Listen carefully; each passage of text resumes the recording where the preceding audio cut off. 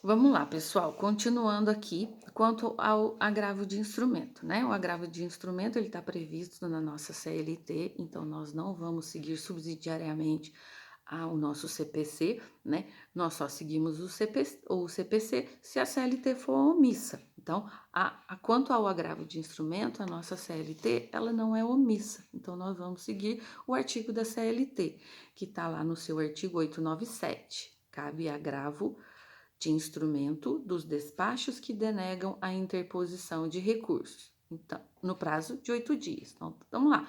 Nós interpomos um recurso.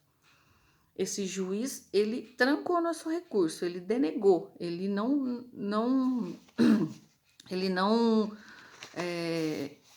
deixou que, que fosse analisado por um órgão hierarquicamente superior. Então, nós entraríamos ali com o agravo de instrumento, que ele serve para destrancar esse recurso. A princípio, né, o recurso ordinário que nós vamos entrar. Se não, se o juiz ali ele não denegou seguimento ao nosso recurso, ele deu provimento, né? Ele deu provimento ao nosso recurso, não há por que a gente entrar com agravo de instrumento. Nós só entramos com o agravo de instrumento quando nós temos lá a decisão, denego prosseguimento ao recurso ordinário, né?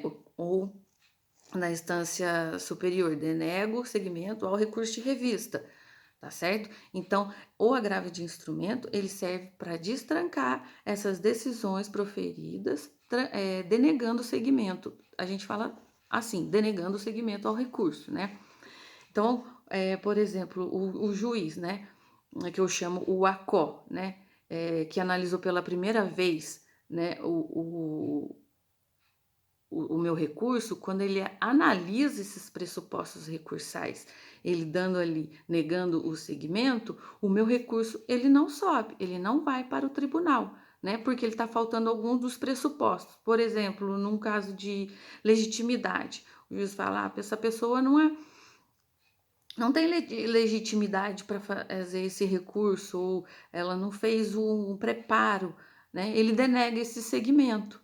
Aí nós que tivemos o nosso recurso denegado, entramos com um agravo de instrumento, né?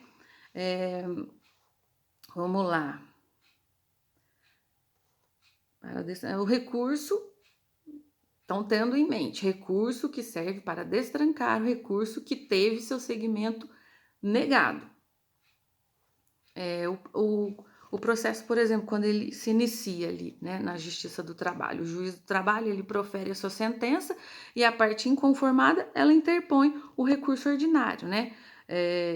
A outra parte, em virtude do nosso contraditório, que deriva do processo do trabalho, ela vai ser intimada para apresentar as contrarrazões do recurso ordinário, tá certo, pessoal?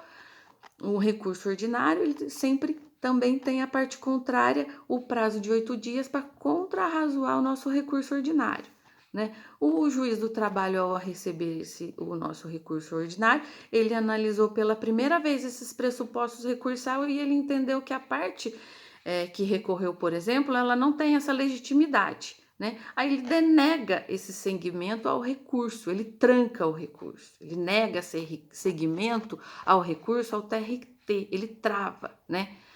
Aí temos na nossa CLT que se o seu recurso ele foi trancado, o juiz do ACO, temos o recurso cabível, que é o agravo de instrumento, né?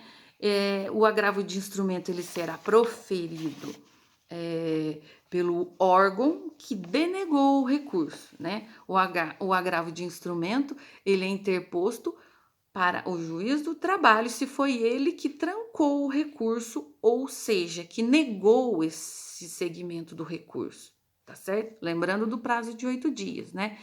Então vamos lá. O juiz ele recebeu o nosso agravo de instrumento para destrancar o nosso recurso. Ele recebeu ali para destrancar o nosso recurso. Lembra quando eu falei para vocês a respeito dos efeitos do recurso, né? Nós falamos também dos nossos efeitos, que é o suspensivo, devolutivo, translativo. O agravo de instrumento, ele também é recebido no efeito devolutivo, tá certo, pessoal? Por exemplo, a nossa sentença, ela continua surtindo o efeito, ela vai surtir o efeito. Ela não vai, ela já pode ser feita uma execução provisória, tá certo? Então, o nosso agravo de instrumento também está no efeito devolutivo, mas nós temos um efeito que nós falamos, que é o efeito regressivo. Lembra, pessoal, que eu falei do efeito regressivo da aula passada? Então, o recurso, o agravo de instrumento, quando nós entramos entramos com esse agravo de instrumento para que o juiz ACO ele destranque o nosso recurso, ele pode ali, com nossos argumentos ali do nosso agravo de instrumento, ele pode ali falar, eu me equivoquei. Ele ali no agravo de instrumento, ele justificou uma coisa. Lembra quando eu falei a respeito de prazo, tempestividade? Às vezes é feriado aqui, o juiz não se atentou a isso, não fez aquela contagem. Então, nós demonstramos ali, através do agravo de instrumento, que o nosso recurso ordinário, ele precisa andar, ele precisa subir hierarquicamente para ser analisado.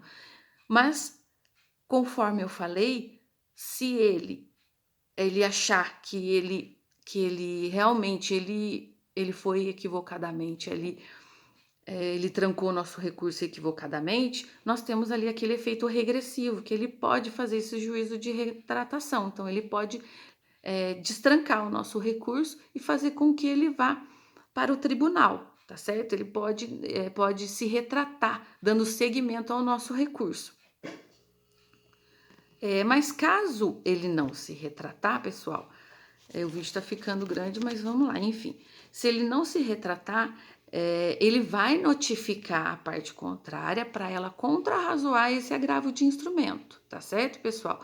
Assim como o recurso ordinário existe a contrarrazões, o agravo de instrumento também o juiz vai intimar a parte contrária para contrarrazoar esse agravo de instrumento. Então, nós temos ali 8 dias para contrarrazoar o agravo de instrumento e 8 dias para contrarrazoar o recurso ordinário, tá certo? Nós temos ali essas duas ações andando junto, porque aí se o juiz ele dá seguimento ao nosso recurso, ele vai para o TRT. Então nós temos ali prazo de recurso ordinário, de contrarrazões de recurso ordinário e contrarrazões de agravo de instrumento, tá? Vamos lá, quem analisa pela segunda vez esses pressupostos recursais é o juiz ACO. E eu vou gravar um outro vídeo para falar rapidinho a respeito de uma coisa para vocês entenderem melhor.